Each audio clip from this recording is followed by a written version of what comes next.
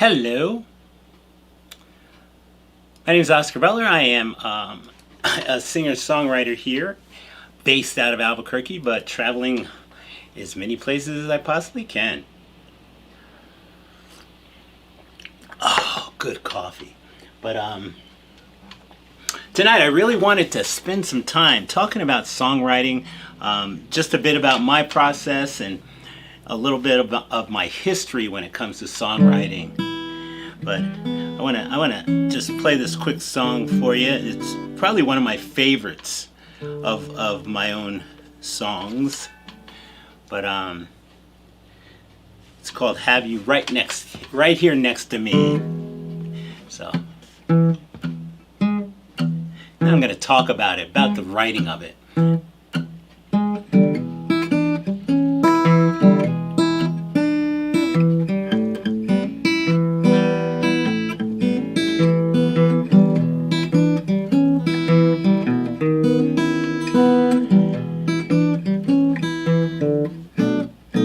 If I saw you walking down a busy city street, well, you'd be the only one I wanna meet. I'd do anything just to catch your eye, whatever I could to keep you from walking right by. But I don't wanna be the great pretender and say something wrong that might just offend you.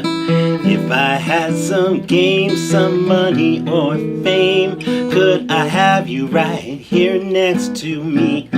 Now you with your long legs and Corvette red lips, a smile that could surely launch 1,000 ships. The things a man would do just to be by your side, the things he would say to not be denied. But I won't take that low road of least resistance. I think if I'm honest and a little persistent, I might have some game, some money or fame, and have you right here next to me.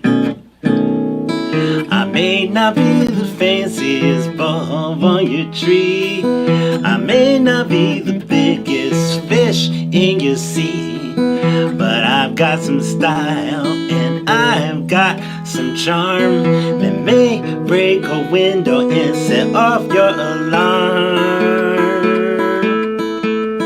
Now I'm gonna play this game the way that I choose. I wanna be your comfort like those old pair of shoes. I wanna make you feel like you're my North Star, make you feel even prettier than you already are.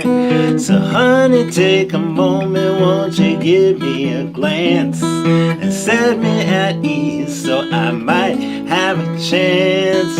Cause I've got no game, no money or fame, but I'm hoping you'll be right here next to me. Ooh, ooh, ba, ba doo doo ba doo doo da ba ba ba ba da Scooby doo doo doo boo ba da da da ba ba ba da. Yes, I may not be the fanciest bulb on your tree, I may not be the biggest fish in your sea, but I've got some style and I've got some charm that may break a window and set off your alarm. Yeah. So honey, take a moment, won't you give me that glance? Let me know I'm not the only one, thinks I got a chance. Cause I've got no game, no money or fame, but I'm hoping you'll be right here next to me. I said I've got no game, no money or fame, but I'm hoping that you'll be right here next to me. Yeah. That's Right Here Next to Me. That's a tune I wrote a few years back. Got to actually debut it in the Bluebird Cafe in Nashville. But tonight I really want to talk about songwriting, and again, it's a chat. It's a chat, so if you're on pretty much anything other than my the Oscar Butler Music group on Facebook, you should have a chat box there if you want to ask me questions. And oh, thank you, Kathy. Happy Monday to you too. But you can ask me questions or chat or make comments or whatever. You know, if you do something, that's cool. But it was neat because I played up in Red River, New Mexico yesterday. Got to go up there, and I love it up there. The people, you know, it's really neat because the people actually come out to hear music. And this one couple who they don't live there, but they spend a lot of time up there, and they were really cool because they came in and they said, you know, they didn't even know that there was music there that yesterday because they hadn't seen the ads. But you know, they came, they were just coming up to pick up a couple of bottles of wine and leave, but they ended up staying the 2 hours that I was there playing. And then there's a bunch of other people who come out, a bunch that come from over in Angel Fire, and so it's really cool. But yesterday, you know, it was really neat because I got to talk a little bit about just how I got started. Because somebody asked me about, you know, how did I get started writing songs? And it's a really neat story because I spent a lot, most of my life, I'll have to put it at about maybe half of my life, thinking that I didn't have the talent to write music, to write songs. And one thing that I did, I grew up, you know, listening to, number one, you know, first off the Rolling Stones, and then got into, you know, the singer-songwriter, the whole singer-songwriter time during the 60s and 70s. And so I grew up listening to a lot of lyrics, and lyrics became very important to me because, of course, I think like a lot of us have done and maybe still do, is that, you know, they help get us through different times in our lives. You know, so I grew up listening to Joni Mitchell, you know, big time Joni Mitchell. My sister turned me on to a lot of that because she had, you know, the albums and stuff. So Joni Mitchell, you know, her songs got me through a lot of interesting times in my life. And then James Taylor, Paul Simon, amazing. Paul Simon, you know, all of these great songwriters. Hold on a minute. Let me just see who's chatting with me. Ah, thank you. Ooh, Wisconsin. Yeah. Jeff, coolness. I'm stretching out. I'm reaching out. But anyway, So that's what it was. But the thing is that, you know, these songs meant and hit me in so many different ways. My heart, you know, just touched me in so many ways. And my thought was, I would love to write music like that. Write music that would touch people's hearts. And you know, I spent some time trying to do it and didn't feel very successful at it. In fact, I actually went to college to be into music performance, and ended up dropping out, or actually switching my major, because I didn't think I was that talented. I didn't think I was talented enough back then, and that was back when I was, you know, in my 20s, early 20s. But but what happened is I, you know, spent time, you know, playing all of these wonderful covers, you know, throughout a good part of my life. And then finally, when I was in Boston, I lived in Boston 2 different times in my life. And the second time I lived in Boston, what I started doing, I was really getting antsy to write music, and I was writing music but not real satisfied with it. So what I did was I started hanging around the Berklee School of Music bookstore and their library, and I started picking up books and just reading and trying to learn as much as I could about songwriting. And I guess my thinking behind that was like this, and I've been in sports pretty much all my life. But I think about, you know, people who are really good at sports didn't didn't pop out of the womb like with a tennis racket in their hand or with muscles where they could, you know, run over people on the football field and stuff. You know, they had to develop that talent. I mean, but the thing is, you know, a lot of people have talent, but it had to be developed. And so when I thought about songwriting, I thought about that approach, is that, okay, maybe that's what I need to do, is learn the basics of it and then see what kind of talent I can fill out with it. And that's what I did. And so, I mean, what I started to do, I have a whole library sitting here in front of me right now. But I think one of the first books that I got was this book called Successful Lyric Writing. Successful Lyric Writing by Sheila Davis, and then she has, that's the workbook. This was the textbook for it, which the cover of it's long gone. But, you know, these were two books that kind of set me on my way, teaching the basics of it. Let me just read a few of the contents of it, and I got to find my glasses here again. Okay.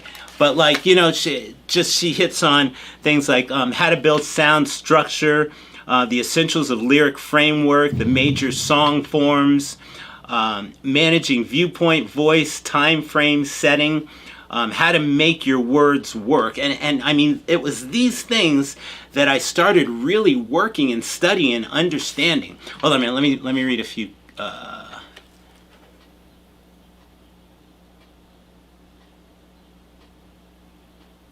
That's true. That's true. This is something that Jeff just wrote. But yeah, I mean, and that's the thing too with me. I read a lot. I liked, I mean, being creative, but didn't really write a whole lot at the time, at that early time. And so. Well, with this, what this did was it gave me the structure of how songs were, how songs work. And the thing is, there is such a, what's the word I'm looking for? There is such a framework that songs work in that we as listeners listen for and expect in songs. And so when I teach songwriting, that's one thing that I try to get people to understand, is that we are programmed to listen to certain things, listen for things like rhyme scheme, like, you know, the verses where things, you know, when bridges pop in there, it feels comfortable. And when it's not there, or if it's something that's really strange, then we have to try to adjust our thinking. But basic songwriting is so cool, and one of the greatest things, the coolest things that I love is like country music. You know, people ask me, you know, if I like country music, and I do. I love country music, and especially when I'm teaching songwriting, because country music is such a great platform to teach songwriting on, because it's so wonderfully basic, especially older country music. But anyway, I'm getting a little bit off track here. But so in the process, as I was learning the structure, then I started listening to songs, listening to these wonderful songs that I listened to, and I thought, okay, that's what that is. You know, okay, there's the verse, there's the second verse, there's the chorus, or a bridge. And so I just learned how to listen for that stuff. And what I consider sort of because I say that, well, I first off say I don't believe in writer's block. I do not get writer's block. I write all the time, and it's almost to a fault, because I write so much that I don't get back to learning this stuff. I have so many songs. I mean, I've got this stack of papers here. These are songs that I've written probably in the last 4 days. One of them I loved it so much I just really broke down and put a lot of time into it, and so I've been singing it out. But I don't like singing things out unless I have them down really well. But I write all the time. I consider myself a prolific songwriter. And, you know, I admit, at this point, I don't have, Grammy awards on my wall or anything like that, but I believe that what I write is good, and I get a lot of feedback on it, like the last song. I love that song because it's really cool. Hold on, let's see. Sorry, I'm trying to keep up with some of these things.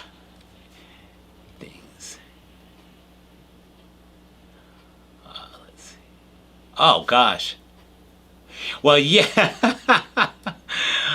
Jeff, I love Livingston Taylor. Livingston Taylor actually was one of my biggest influences especially when I lived in Boston, because I got to see him. I got to see him several times, and just his performance style alone it was my motivation, because I wanted to be able to get up in front of people and entertain them, not just with the music and the words, but also with my body, my face. I tell people I write songs in the bathroom because of the mirror, because I want to see what I look like when I'm delivering songs. And I actually just took he actually no longer teaches there. He retired from there. But he has a stage performance masterclass on True Fire. What's it called? Hold on a minute. Let me see if I can find it. On where is it? True Fire. It's true. I think it's called True Fire. It's mostly a guitar learning website. I'll have to find it and put it in a link. But he has a master class on there that I bought and took, and I absolutely love it. He's a totally interesting character too. But teaching about stage performance, and which I recommend that, especially if there are people who have stage fright, because I mean his points about what your job and the audience's job is, and then that relationship you have with them is such a cool thing. And that's another thing. I did a stage performance. I call it Oscar, Behind the Mic with Oscar. But I did a sort of like a stage performance thing a couple of years ago at the Albuquerque Folk Festival, a workshop. And I want to do more of those too. But yeah, Livingston Taylor is cool. I sing a bunch of his songs. But anyway, let me see if I can keep going here. And don't worry about interrupting. You can interrupt me anytime. Especially, I'm just getting a little antsy because songwriting excites me so much. But what I was talking about, the lyric writing by Sheila Davis. These two were Sheila Davis books. But those were two of the first books that I wrote, or that I got into. To start building my abilities as a songwriter. And then again, Berklee School of Music, Pat Pattison. Now it was funny because back then I think it was Recording Magazine.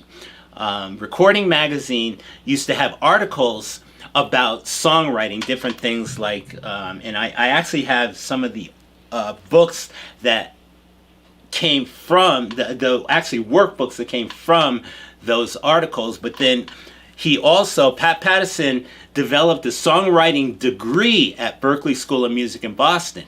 And this is one of his books. This was probably the first one I got, Writing Better Lyrics. But in that book, I got so excited because what he shared about, I'm going to have to find it now. Glasses. Hold on just a minute. Let me find it. What am I looking for? Well, oh gosh, that was cool. I mean, points of view was a really cool thing in this. Going at your songs, understanding how to use points of view in your song. Gosh, why can't I find what I'm looking for?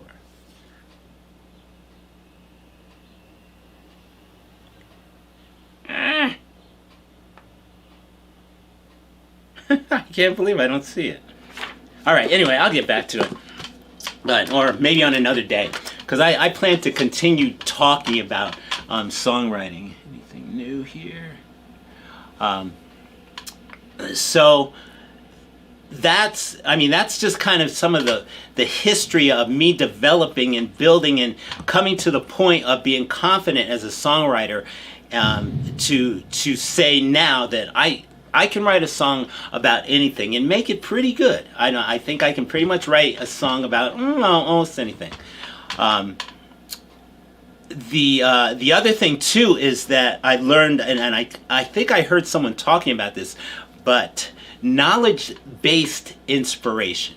Now, what is knowledge-based inspiration? Well, the way I see that is that, okay, I know all the basics of songs, of songwriting, how to write songs. And when you know that, it's kind of like, oh, this is, the way I explain it is like, if you're a tennis player, okay? You're a tennis player and, you know, you learn the basics, you know, you learn that basic stroke and you work that basic stroke. I was a racquetball player, so that was one thing that I loved doing, was kind of comparing some of these things. But you learn that basic stroke of that. But then once you master that, then you can do stuff like I saw Andre Agassi one time playing, and he hits it between his legs. He comes up and hits it between his legs and makes the frickin' point. But once you develop the basics of something, then you can be incredibly creative with it. And that's the cool thing about songwriting, is you learn those basics, and then you can create, because there's no set rules to songwriting. There's no set rules to songwriting. But if you have the basics down, it's amazing the creative things you can do with it. But anyway, I'm gonna stop right there with a little bit of my history, because I want to just show you a few of the tools that I use and how I use them. Okay, so I've got all kinds of things, all kind of monitors and buttons and stuff in front of me. But so one thing that I love doing, which of course when it comes to songwriting, rhyming. And one tool that is always there for me, and the internet is amazing. What we have nowadays is so incredible.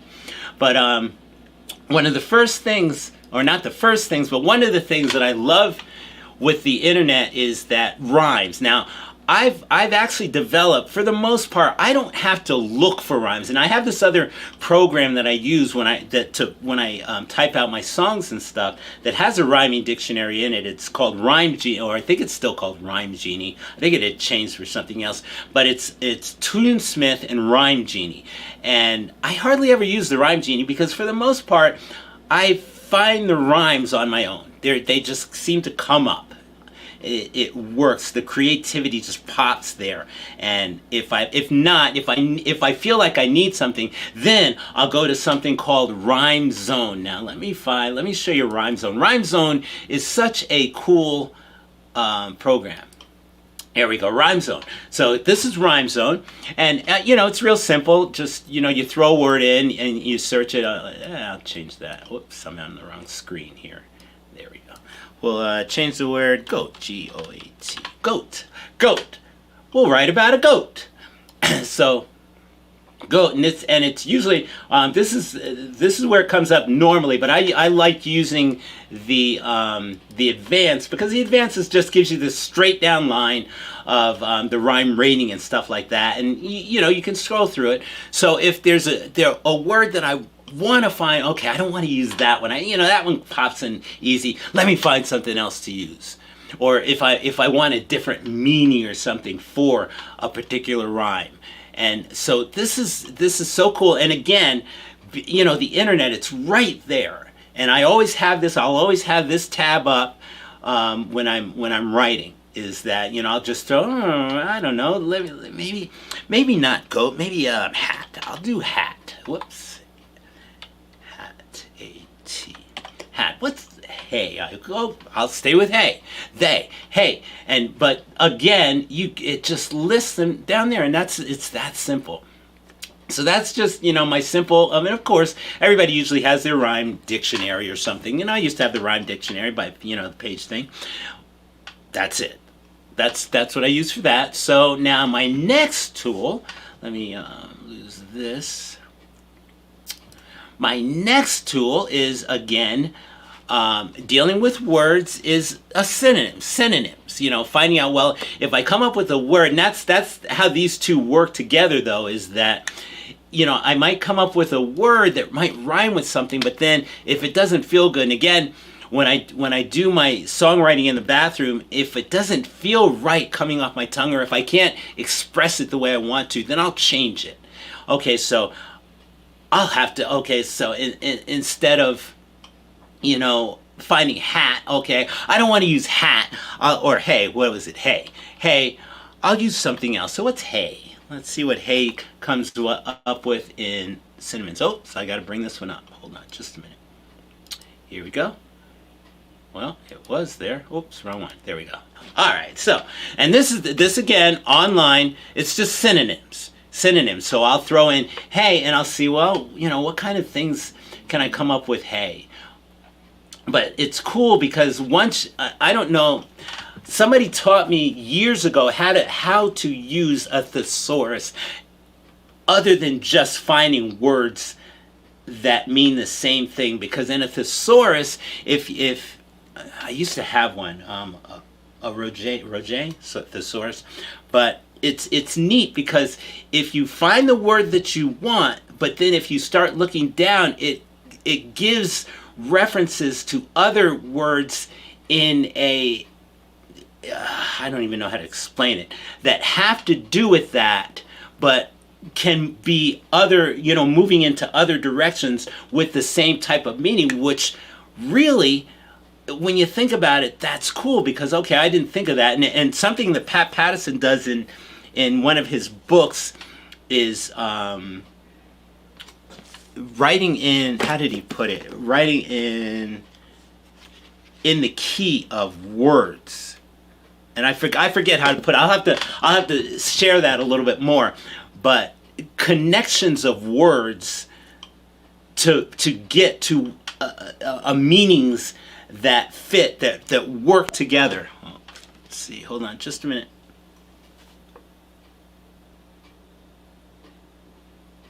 Oh yeah, synonyms too. I'm losing my arrows here. Oh, there we go. Yeah, that's true. That's true. That's cool. I like that. Absolutely. You see, and that's the cool thing. I think that's what excites me so much about number one, the internet is that these tools are right at your fingertips. Right at your fingertips. And it's like, how can you, well, I don't want to say it that way, but I guess I get so excited because I can't not be creative with these tools that we have. I can't not be creative. It's hard to not be creative. But okay, so between the rhyme zone and the thesaurus or the synonyms, the funniest thing or the funnest thing that I have is that when I'm writing a song, and if I come up with, you know, usually I come up with an idea, and my songwriting starts with a lick, like with this. This is how this song started.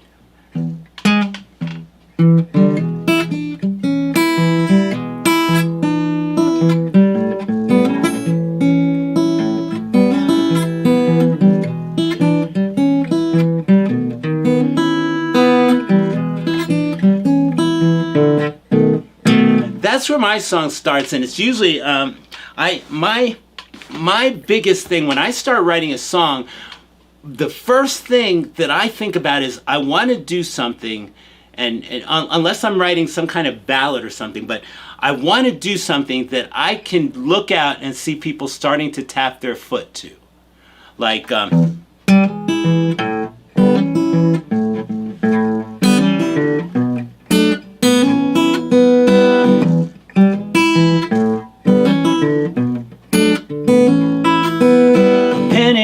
your thoughts, $1 for your deeds, yeah.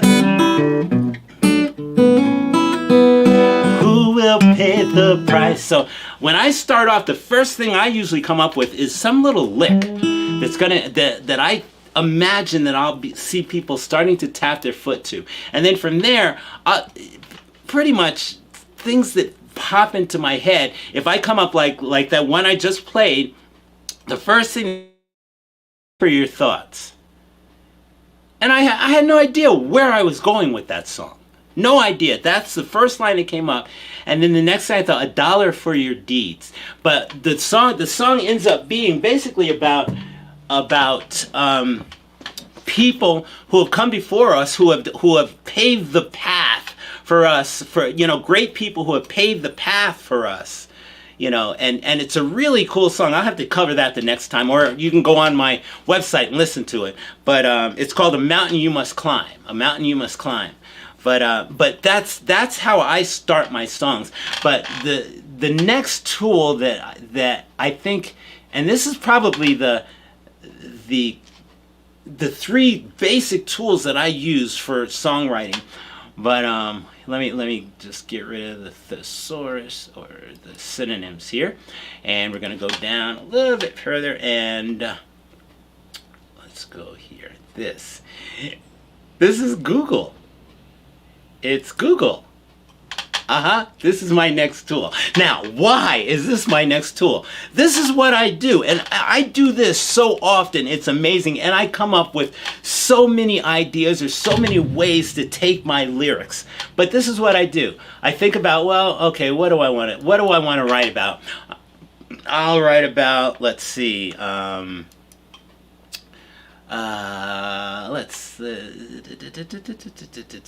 got an idea? Somebody give me an idea. Come on. Somebody type in an idea. Who's got an idea out there for me? Got one? I'm going to wait. I mean, eventually I'll come up with one if someone doesn't pump one in here. Just any idea for a song. Come on. Somebody's got to come up with something. Anything. All right, I have to come up with it myself then if you guys aren't going to help me. Okay, let's see. Something about... It's still cold outside. So, we got something. What's that? I have to put on my glasses to see. Okay, the night. All right. So, this is the simplicity of what I do, is I take Google. You guys can see that. Yeah. I take Google and I go,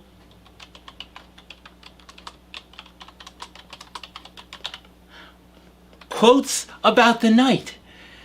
And then and usually there's a lot of stuff you can look at here, but I just pull up, what I usually do is just pull up the images and look at some of these things that come up. There was never a night or a problem that could defeat sunrise or hope. That's cool. I mean, that's how I work a lot of my song ideas, is I'll put a quote about this, a quote about that. And it's really cool because you can come up. I mean, even in the middle of a song, if I'm moving through a song pretty well, and I said, well, what do I want to do? Where can I go? Like I think with the one, the first one I did right here next to me, what did I do? I wrote. I'm not sure if I did. If I use that for stuff, but it's really cool because I mean, all I do is I go quote about something, quote about shirts, quote about shirts.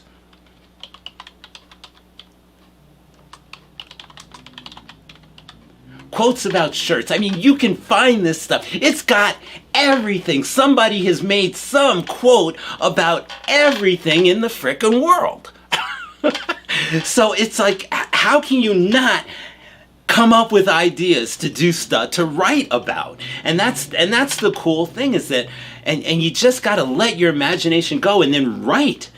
But I mean, those are basically my three tools: the rhyme zone, the synonyms, and then the quote. Just Googling quotes about things that I want to write about, or that I'm thinking about writing about, or a penny for your thoughts. Quotes about that. There'll be something on Google for it. But it's so cool. But now I'm going to finish off here. Well, let's see. Yeah, I'm running into... I only do my shows for 35 minutes now, but just to finish this off now, and then I'll continue with this, and maybe next week. What I want to do is also get a panel. Just get some people on talking about their methods too. But one thing that I see a lot or realize a lot in my songwriting, especially as I started getting better and better. And the thing is, the more you write, the better you'll get. You know, if you're blocked, write anyway. In fact, I've got I actually want to develop something called a Songwriters Lodge for people who find themselves blocked. But I read this book a few years back called The Frustrated Songwriter's Handbook. And it talks about the immersion version, or the immersion, songwriting immersion method. That's it. And basically, it's like you make yourself do it. You do it. Some years back, and I started to do it this year, but I got really busy. But what I would do is I'm going to write a new song every week and record it. And I have this list of songs that kind of baffle me that I wrote that many songs. But in doing that, you just get better and better. It's like, that tennis. You know, you're not going to get better if you don't practice, if you don't do it, if you don't get out there and take those strokes, those back strokes, those overhead strokes. You got to do it to get better. And the thing is, you will get better. You can't not get better. But hold on a minute. I'm just Oh, cool. All right. Coolness. Let's see. We're connected on Facebook, so I'll get a hold of you. But yeah, just get some people in here talking about this. This will be cool. And what I was getting at for this last point was that my songwriting, I feel I try to make it. And it's funny because it's not even that I try anymore, it just happens. But I try to make my songwriting very conversational. And because if I look back on pretty much all of my songs, it's like the first one, this one,